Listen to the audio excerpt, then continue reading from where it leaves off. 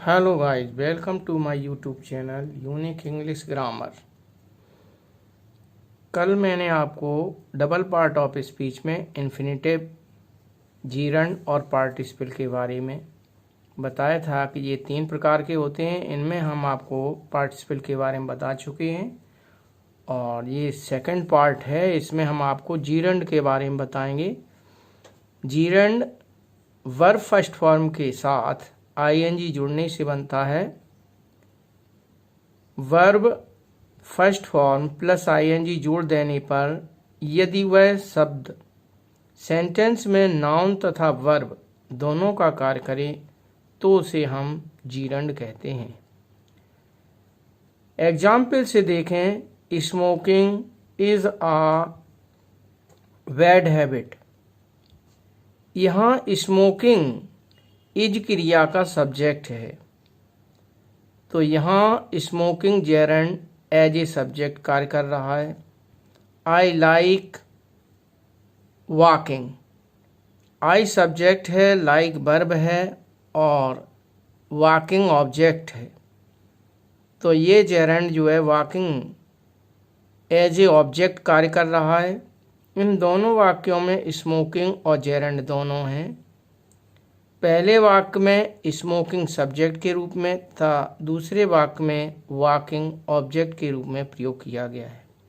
Use of gerund, gerund का प्रयोग subject of a verb, subject के verb, subject of a verb, verb का subject के रूप में प्रयोग किए जाते हैं। जैसे sleeping is necessary to life, यहाँ इस वर्ब का सब्जेक्ट है स्लीपिंग, तो यहाँ जेरंड एज ए सब्जेक्ट कार्य कर रहा है।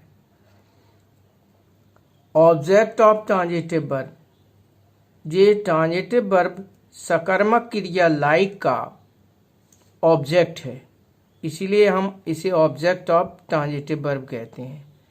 सी लाइक्स सिंगिंग सॉन्ग, ये सब्जेक्ट है, ये वर्ब है मेन, और इसके बाद ऑब्जेक्ट की जगह प्रयोग किया गया है, इसलिए singing as a object use किया गया है। ऑब्जेक्ट ऑफ प्रीपोजिशन, ये प्रीपोजिशन के बाद यूज किया गया है। She is fond of dancing, यहाँ ऑफ जो है प्रीपोजिशन है, इसके बाद डांसिंग जो जेरंड प्रयोग किया गया है, ये ऑब्जेक्ट ऑफ प्रीपोजिशन के रूप में। 4 नंबर है complement of a verb, verb का कॉम्प्लीमेंट, तो यहाँ जेरंड का प्रयोग वर्ब के कॉम्प्लीमेंट के रूप में प्रयोग किया गया है। My hobby is playing cricket, my hobby इसमें सब्जेक्ट है, इज वर्ब है और इस वर्ब का कॉम्प्लीमेंट प्लेइंग, तो यहाँ पर प्लेइंग जो जेरंड यूज किया गया है ये एज ए कॉम्प्लीमेंट के रूप में यूज किया गया है। इसके आगे मैं आपको बताता हूँ कुछ इसके खास नियम हैं। नोट, एक खास बात है कि यदि वर्ब के फर्स्ट फॉर्म के साथ आईएनजी जोड़ दें, यानी कि जेरंड से पहले दा हो तथा बाद में ऑफ आए, तो वे वर्बल नाउन कहलाते हैं। तो जेरंड से पहले दा और बाद में ऑफ आता है तो उसे हम वर्बल नाउन कहेंगे। एग्जाम्पल में देखें, the hunting of lion is not easy, यहाँ हंटिंग से पहले दा यूज किया गया है, बाद में ऑफ यूज किया गया है, तो यह as a verbal noun use किया गया है, यानी कि यहाँ वर्बल नाउन के रूप में जो जेरंड है उसका प्रयोग किया गया है।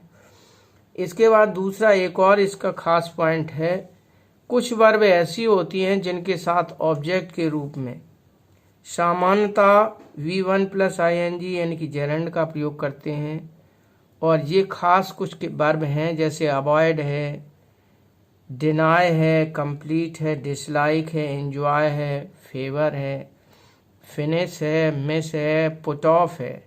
इन वर्ब के बाद हम जो है जेरंड का ही प्रयोग करते हैं। यहाँ हम पार्टिसिपल का प्रयोग नहीं, यहाँ हमें पार्टिसिपल का प्रयोग नहीं करना चाहिए। एग्जाम्पल से देखें, नाउ स्टॉप राइटिंग, यहाँ राइटिंग जो है ये जेरंड के रूप में यूज़ किया गया है, इसकी जगह पे हम इन्फिनेटिव का प्रयोग नहीं करते। सी विगन लर्निंग म्यूजिक, यहाँ पे विगन के बाद लर्निंग यूज़ किया गया है, ये जेरंड है, इसके आगे हम इन्फिनेटिव का प्रयोग नहीं कर सकते। आओ इस पूरे चैप्टर की कुछ एक्सरसाइज मैंने आपको दी है। Walking is useful for health, यहाँ इज वर्ब का सब्जेक्ट है वॉकिंग, जो जेरंड के रूप में यूज किया गया है। जेरंड यहाँ जो है सब्जेक्ट की जगह पर प्रयोग किया गया है। आई नो प्लेइंग फुटबॉल, यहाँ प्लेइंग का प्रयोग ऑब्जेक्ट के स्थान पर प्रयोग किया गया है। I am fond of eating mangoes, यहाँ ऑफ प्रीपोजिशन का ऑब्जेक्ट ईटिंग है, तो ईटिंग जेरंड का प्रयोग ऑब्जेक्ट ऑफ प्रीपोजिशन के रूप में किया गया है। His hobby is collecting stamps, यहाँ हिज हॉबी सब्जेक्ट है, इज वर्ब है और इसका कॉम्प्लीमेंट है कलेक्टिंग।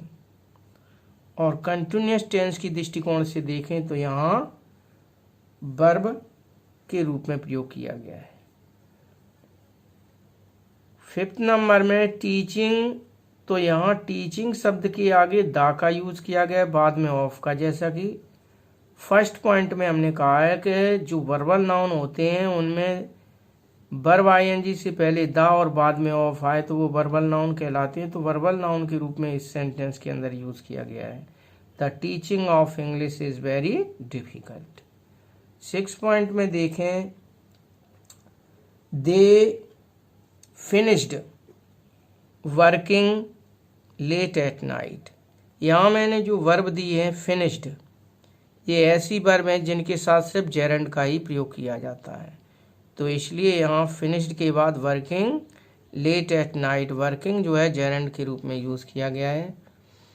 तो गाइस मैंने एग्जाम्पल के माध्यम से और एक एक करके पॉइंट समझाने का प्रयास किया है, आपकी समझ आ गया होगा आपको। और नेक्स्ट वीडियो में मैं आपको जो तीसरा भाग है इन्फिनेटिव उसके बारे में बताएंगे। तो आज का टॉपिक मैं यहीं समाप्त करता हूँ। यदि ये वीडियो आपको पसंद आया है तो प्लीज़ लाइक करें, शेयर करें, और यदि इस चैनल को आपने सब्सक्राइब नहीं किया है सब्सक्राइब करें, बेल आइकन को ज़रूर दबाएं। जय हिंद, जय भारत।